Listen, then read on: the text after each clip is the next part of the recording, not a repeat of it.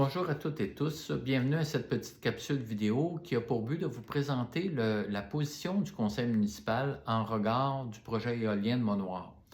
J'ai déjà expliqué dans le mot du maire, dans l'enjoi, quelle était cette position-là du conseil municipal et le pourquoi, mais on a pensé utiliser le moyen de la capsule vidéo parce que l'expérience passée avec la COVID nous a démontré que c'est un moyen efficace pour rejoindre la population de Saint-Angèle. Alors, c'est pourquoi on fait une petite capsule vidéo. Est-ce qu'il y en aura d'autres?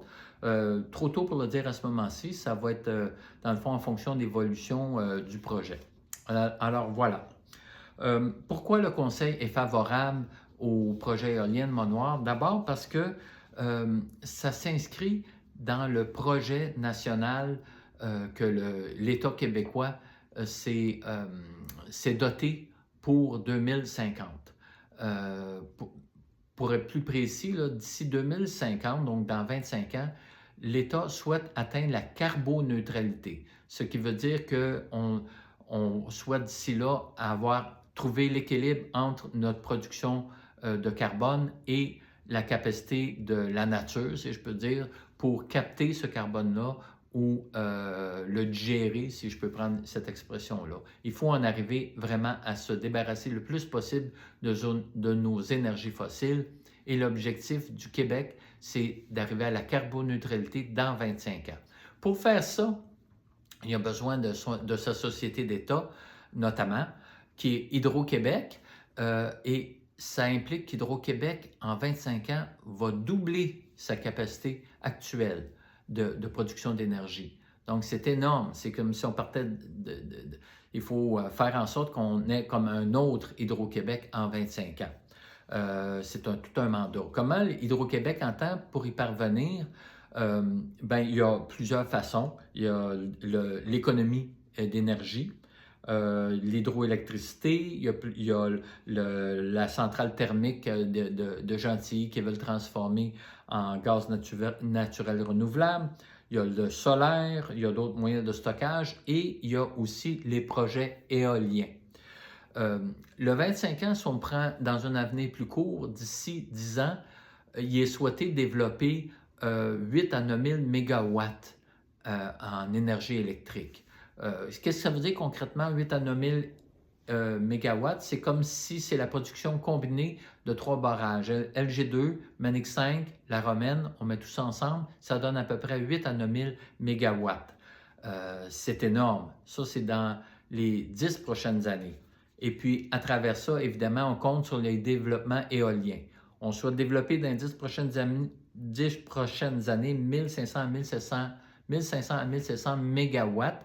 Encore une fois, qu'est-ce que ça représente? Bien, si on prend ce qui est produit en énergie éolienne dans l'ensemble du Québec aujourd'hui, c'est 3 fois plus. On veut tripler l'énergie éolienne d'aujourd'hui. Donc, ça fait partie des raisons pour lesquelles le Conseil est favorable au développement du projet sur son territoire.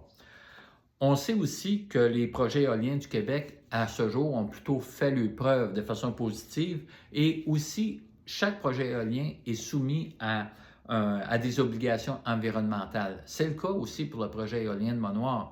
Les promoteurs ont des devoirs à faire sur les impacts environnementaux du projet, que ce soit sur la faune, la flore, le son, pensez à ce que vous voulez en termes d'impact environnemental et les promoteurs du projet doivent faire leur devoir là-dessus, doivent faire la démonstration de ces impacts-là.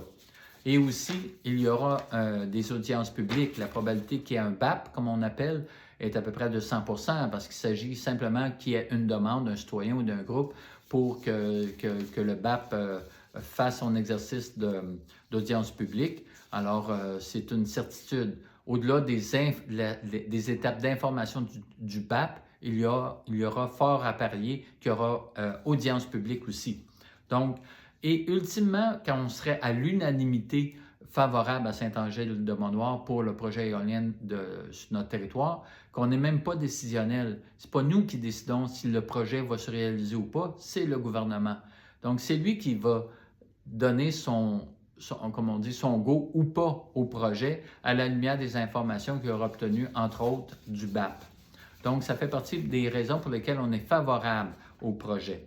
Et finalement, puis ce n'est pas la raison la moindre, c'est que ça représente une opportunité économique substantielle et significative pour Saint-Angèle.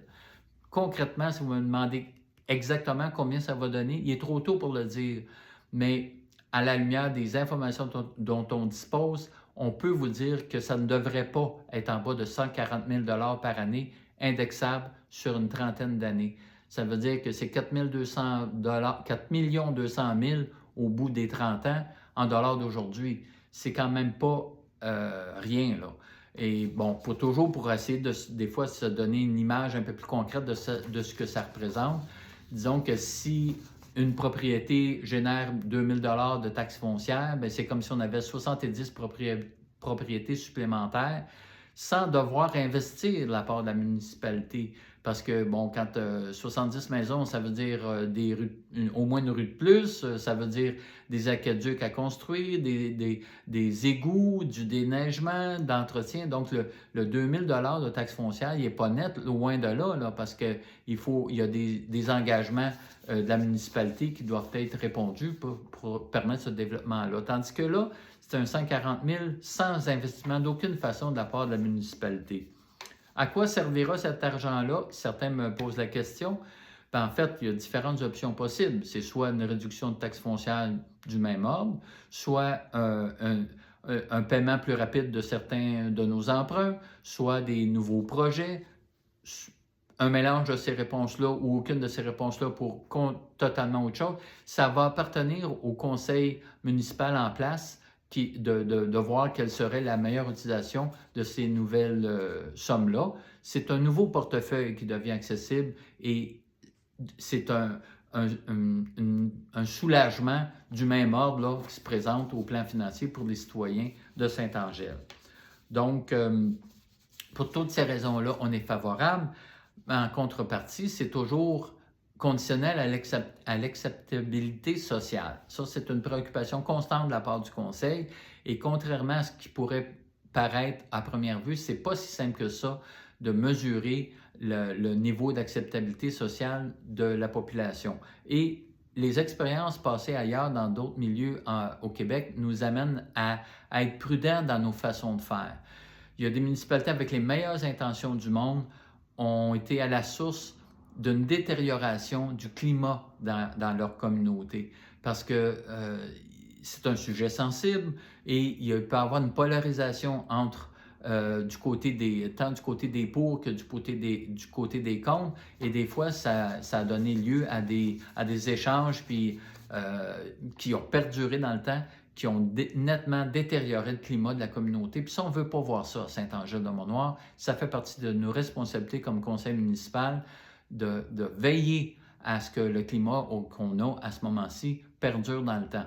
Donc, c'est pour ça, entre autres, quand il y en a qui nous disent « Pourquoi pas faire un référendum? » Bon, au-delà du fait que ce n'est pas gratuit un référendum, ce n'est pas la question, c'est que un référendum à ce moment-ci, malgré les 4 soirées d'information qu'il y a eu, malgré les 3 focus group, malgré les publicités, les informations écrites distribuées à toutes les portes, malgré le site web du projet éolien de Mont-Noir disponible sur Internet où il y a plein de réponses aux questions, on n'a pas le sentiment à ce moment-ci.